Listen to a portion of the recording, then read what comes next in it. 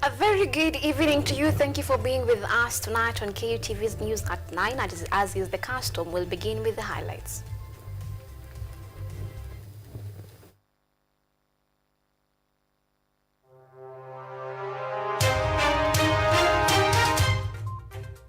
Ruto's development tour to the Western region enters day 3, marked by a series of development initiatives and harsh backlash to opponents. Questions mount over CS Muturi's absence in cabinet meeting after appearing to have broken ranks when he condemned the government of abductions. DCI seeks to detain 29-year-old man arrested with dismembered body parts of his wife in Nairobi Huruma area on January the 20th. Kenyan troops hand over strategic Haiti base to Guatemala team as global forces unite against gang violence.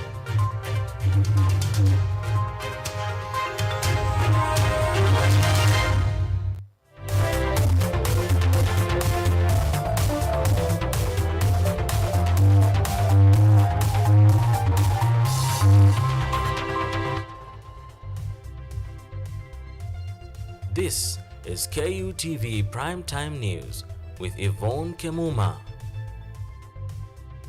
Thank you for choosing KUTV's News at 9. That is right. My name is Yvonne Kemuma. On the sign language interpretation is Sami Okelo. Engage with us on X at KUTV_Kenya at Kemuma_Munari. Will begin. Now, the President William Ruto has spent the third day of his tour in Western Region, launching projects in Busia, Vihiga, and Kakamega counties. And politics, 2027 succession politics took center stage with some of his leaders, although the President took the opportunity to distance himself from the politics. Anyango Sylvia reports.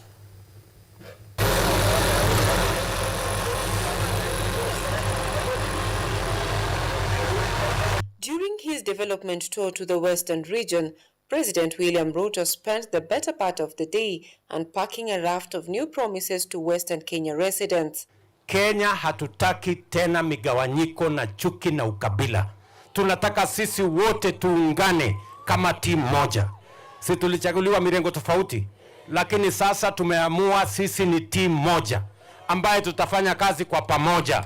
Tuhakikishe ya kwamba tunasomesha watoto wenu, tunawasaidia kilimo, tunaunganisha stima, tunapanga maendeleo, ndio Kenya iweze kusonga mbele. Hatuna haja na biashara ya ukabila ama chuki ama migawanyiko. Despite Ruto distancing himself from 2027 political talks, his allies took a different route. Speaker of the National Assembly Moses Wetangula, in his address, noted that he is responsible for uniting leaders from the Western region and ensuring they fully support President William Ruto. Tunatembea pamoja. Ukiona Oparanya yuko hapa, Opiyo Wandayi yuko hapa, Mudavadi yuko hapa, Otichilo yuko hapa, Mama Dagala yuko hapa, Ombuko Milemba yuko hapa, kila mtu yuko hapa. Raila's candidature for the AU chairmanship position was also fronted as a bargaining ground of luring Western Kenya residents into the formation of the broad-based government. Sai tuko kwa ile tunaita broad-based. Agwambo salimo? Agwambo si uko hapo ndani? Na Agwambo sasa baada ya wiki kidogo si anataka kuwa chairman ya African Union. Na ule mtu atampigia kura ni nani? Kama Ruto president anapigia Agwambo kura, na sisi hapa wengi tumekuwa wafuasi wa Agwambo. Sasa na wewe uko na shida gani? Unataka tena kubishana na Ruto? Despite drumming up support for the broad-based government, ODM leaders distanced themselves from talks following what ODM Secretary General Edwin Sifuna termed as the rise of sycophants within ODM on Sunday. Sifuna argued that they can't be tricked to support the government just because the government is supporting Raila Odinga. Nevertheless, Prime CS Musalia Mudavadi told of Ruto's critics, accusing him of sabotaging the appointment of IEBC commissioners. Mheshimiwa Ruto hakuenda mahakamani kusimamisha kutengenezwa kwa IBC. Yeye yuko tayari. Tunasema wale walienda kotini waondoke huko, watoe hiyo mambo yao huko, wapeane nafasi Mheshimiwa Rais aunde IBC, kwa sababu nchi hii ni ya demokrasia na Mheshimiwa Ruto hawezi keuka sheria. Lazima angoje mambo ya koti ikwishe ndio aendelee mbele. President Ruto made several stops launching different projects, including laying foundation stone for Kwisero Mother-Child Level 5 Hospital in Kakamega County, groundbreaking for the construction of Luanda Modern Market in Vihiga County, groundbreaking for St. Anne's Bunyana Girls Secondary School tuition block, and the launch of Lowanzoye Irrigation Project Phase 1 Lot 2, both in Busia County. Anyango Sylvia, KUTV. Now, the absence of a Public Service Cabinet Secretary Justin Muturi during President William Ruto's first cabinet meeting of 2025 held at State Lounge in Kakamega on Tuesday continues to raise questions about his relationship with his boss. As our senior political affairs reporter, Auma Evans, reports, his critique of the government over abduction cases in the country could be the reason why he decided to give the meeting a snapping eye. Outcast or defiant? Which way, Muturi? The answer to this question could be dated back to January 12, 2025, when the Public Service Cabinet Secretary Justin Muturi appeared to have broken ranks when he publicly condemned the government for playing a hand in the rising cases of abductions in the country, marking the beginning of what could be interpreted as a shaky relationship with his boss, President William Ruto. I, Justin Bidan Joka Muturi. The Public Service CS was a no-show in cabinet meeting held at State Lounge in Kakamega on Tuesday, in a meeting chaired by President William Ruto that led to a series of resolutions, including the merger of 42 state corporations into 20 as a cost-cutting measure, mounting serious questions about his absence. Trouble began for the former Attorney General when he decided to be the lone voice in the government, reading a different script over the ugly trend of abductions in the country. As a father and a victim, Muturi decided that enough is enough. In my view, the government cannot be excused for abdicating its duty of protecting the lives and property of the people of Kenya. I note that after my statement in Embu on Friday last week, a number of the youths that had been abducted and held in Communicado have been released. But from the reports that we see every day, there are still many that are still being held. A move that has put him under sharp scrutiny, with a section of President William Ruto ally and religious leaders castigating Muturi over his remarks, saying they were insensitive as they touch on the National Security Agency questioning the timing of his message. And you know, if you are about to be fired, don't pretend that you are either resigning or asking to be fired. Honorable Speaker, just go. But let me also say, we will not waste any more of our parliamentary time to impeach a cabinet secretary. Honorable Speaker, cabinet secretaries are not people to waste our time with. The honorable thing for a cabinet secretary who feels they have failed on their job, or they are too big for the current job that they are holding, is to resign. If my son is arrested by police, I should also tell the country why my son was arrested. I can't just say my son was arrested by so and so. Give the reasons why he was arrested. And then why do you wait for 7 months so that you tell Kenyans why your son was arrested? Why don't you tell them the day he was released that my son was arrested, and then you drop names.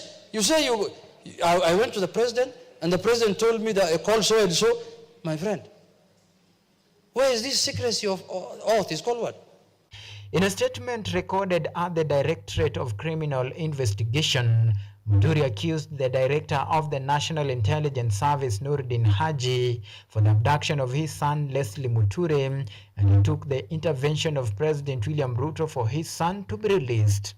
The reason for his absence is not known and remains a mere speculation. For now, no one is making the judgment. But if the latest development is anything to go by, Muturi may be living on borrowed time. Auma Evans for KUTV, Nairobi. Now, following fears of a major job loss crisis, following the Cabinet's decision to merge 42 state corporations into 20 agencies alongside the consolidation of 9 other agencies to cut costs, State House spokesperson Hussein Mohammed dismissed the fears, assuring the affected employees that no functions or jobs would be lost. Hussein explained that the merger were aimed at streamlining government operations, reducing waste, and controlling excessive spending. He further reassured affected employees that they would be absorbed into the public service. The measures include the University Fund with the Higher Education Loans Board and the Kenya Rural Roads Authority with the Kenya Urban Roads Authority.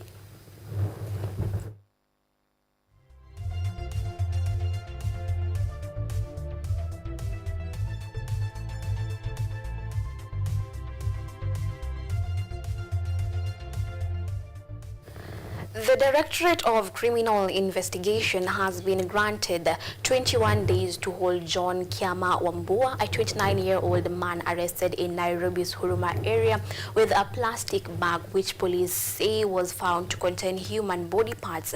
According to the investigating officer, during the interrogation, the suspect led police to his house where additional body parts, including the head, were discovered hidden beneath the bed. Wambua reportedly confessed that the remains belonged to his wife, Joy Frida Munani, aged 19. The suspect further admitted to killing his wife following an argument after finding her with another man. He reportedly confessed to dismembering the body in an attempt to dispose it off. The court has been informed that several critical aspects of investigation are still pending, including notifying the victim's family and recording statements from key witnesses.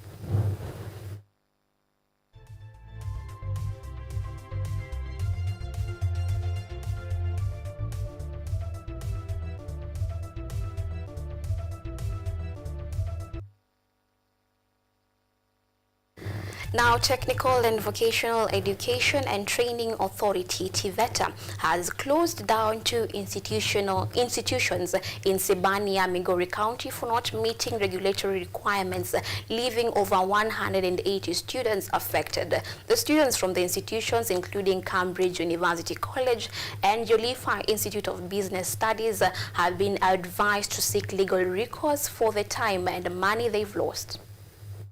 Over 180 students from Cambridge University College in Isebania, Migori County are facing it rough after the Technical and Vocational Education and Training Authority, TVETA, shut down their institute for failure to comply with the set regulations.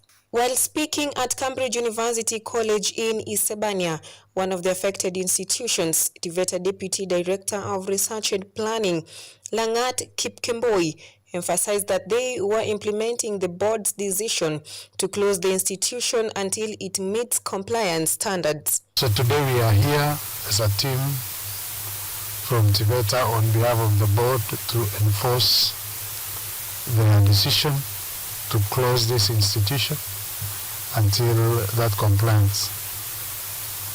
When we came, we found the institution is not in operation, but we are not sure of the day being closed. Therefore, we are still issuing a notice that they don't reopen.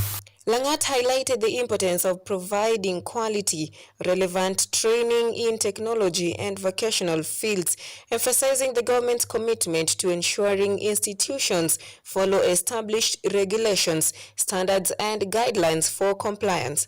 It is very important that we all as a nation take note that training should be quality and it should be relevant. That is the aspiration of the Kenyan government, to make sure that all training in our TVET institution complies with the laws and the regulations and the standards and guidelines that have been issued. And because this institution have not complied with any of those, we are therefore taking firm action against them. The TVETA authority further recommended that the 180 affected students at Cambridge University College transfer to registered TVET institutions and explore legal avenues to recover their financial losses. Procedure is that when we find an institution operating, we say to the management and the students, so that we advise the students to seek training in other registered TVET institutions. So that is the advice we give them. We also ask them to seek legal redress so that they can recover the financial expenses they have spent in the unregistered institution. Even as the affected students expressed their disbelief of the closure of the institution, the authority has, however, reiterated its commitment to maintaining the highest standards in technical and training institutes to ensure quality and relevant education. Ochieng Cynthia, KUTV. That report by Ochieng Cynthia takes us to our first break. Don't go anywhere, we'll be back.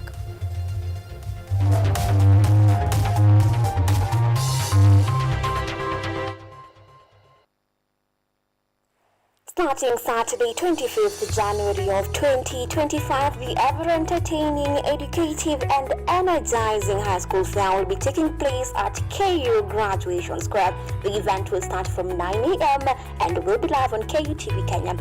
The event will be open to all high school students free of charge. Join us and learn more on the academic programs and interact with the different faculties. Public lectures on topical issues will also be taking place throughout the week, with corporate exhibitions taking center stage as well. The official opening ceremony will take place on the 28th of January 2025 at the KU Graduation Square. This year's theme is dubbed Future Outlook: Careers for Sustainable Development in the Digital Age and Green Economy. Be part of us as we mark the 2025 KU Career Week Fair.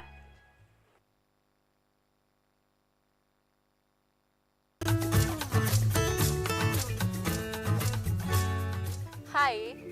My name is Stella Tioi. Jina langu naitwa Okemwa Mukwa James. This is Mandela Gaya. Ugonjwa ulipokuja ulichukua siku 3 ukaniweka in coma. 20 wamezikwa, 2 ndio wako hai. I don't even know how it feels to see. I feel like I cannot express myself well the way somebody who can walk can actually express themselves. Ilichukua muda mwingi mrefu tena mpana ili kuikubali kwamba mimi siwezi tembea tena. I've come to actually accept myself. Ukijaribu kumsimamisha mtu umwambie tafadhali nionyeshe njia, they find it quite strange talking to you. You should just make schools integrated, inclusive setups by providing the right facilities.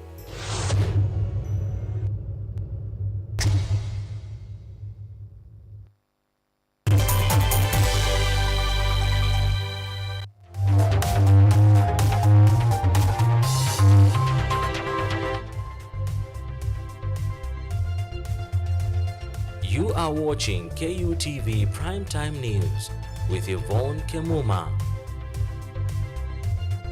Welcome back. On the sign language interpretation is Sami Okelo. Engage with us on X at KUTV_Kenya, at Kemuma_Monari.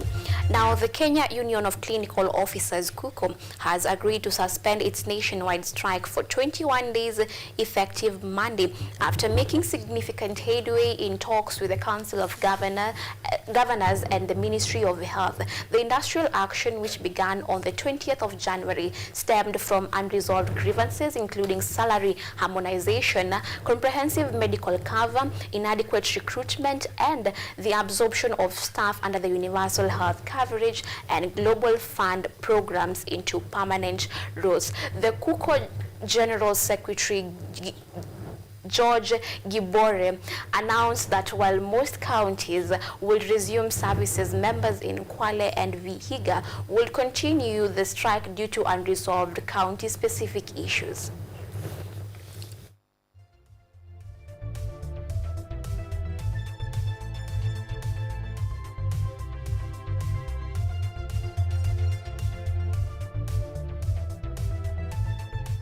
A significant milestone has been achieved in Haiti as Kenyan officers under the multinational security support mission officially handed over the third forward operating base in Guatemala. Troops established in November 2024 to aid the Haitian National Police.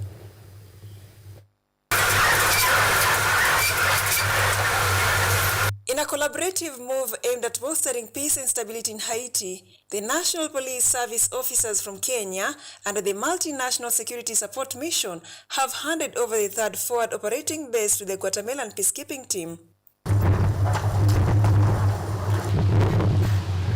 The base, located in Delmas 2, was originally established on November 28, 2024 to support the Haitian National Police by securing the coastline and surrounding areas.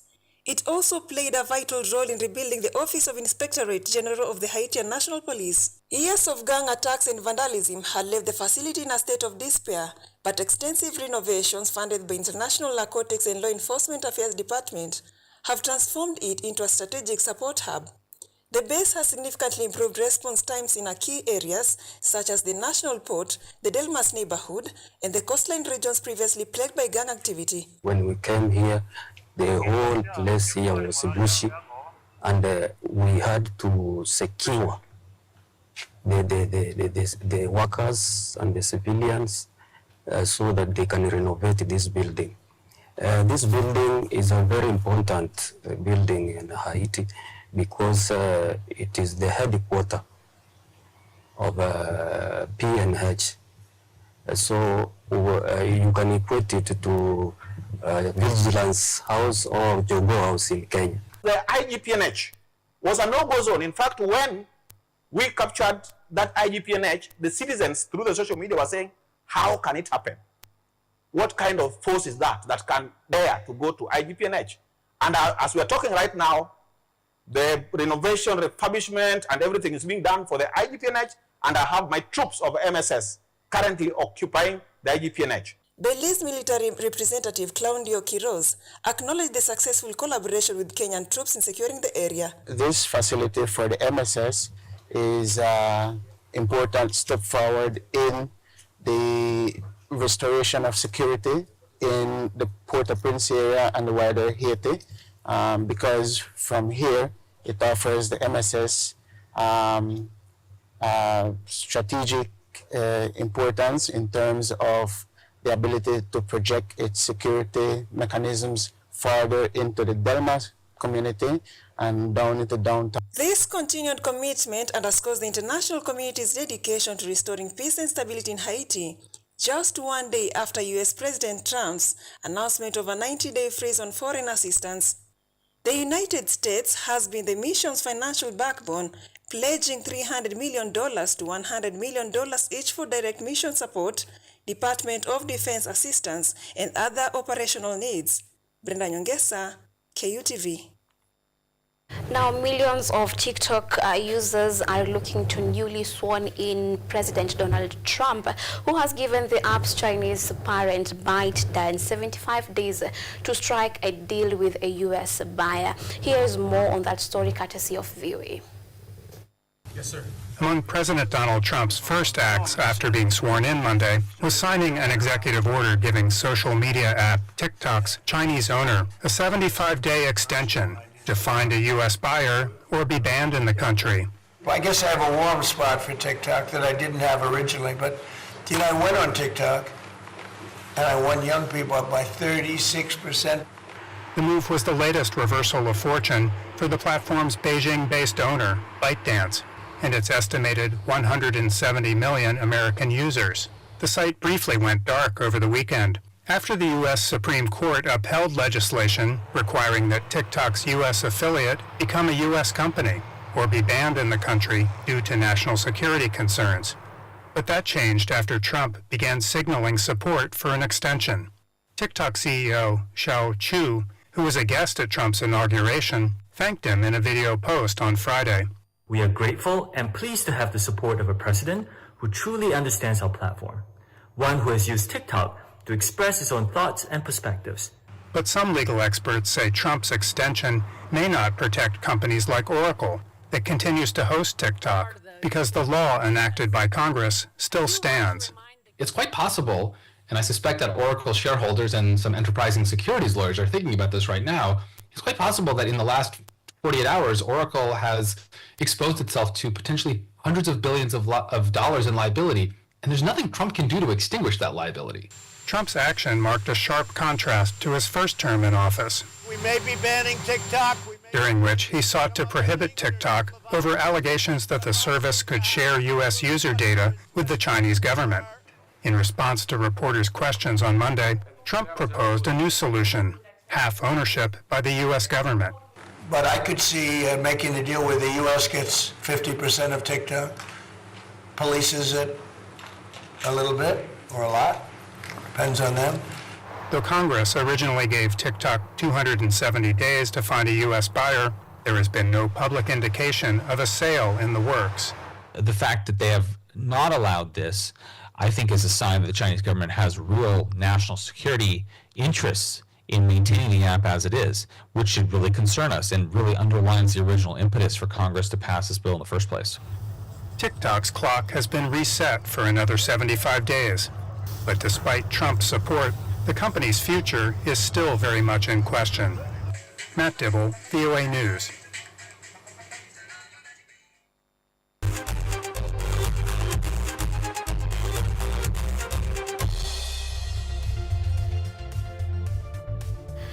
Now, Police FC has triumphed over Bandari with a 3-0 victory in the Football Kenya Federation Premier League at Kenyatta. Police FC midfielder Marvin Nabwire opened the score sheet in the 9th minute with forward Clinton Kinanga doubling the lead just 10 minutes later before striker Jesse was sealed the victory in the 84th minute. In other matches, AFC Leopard thrashed KCB 4-2 at SportPesa Arena, while Gor Mahia secured a 2-0 win against Sofapaka at Kenyatta Stadium.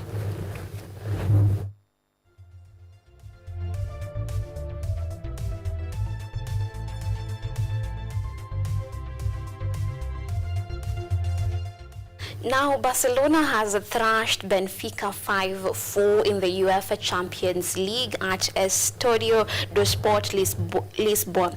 In other matches staged yesterday night, Liverpool edged out LOSC in a 2-1 victory at Anfield, while Atletico Madrid dominated Bayern Leverkusen 2-1 in the Riyadh Air Metropolitano.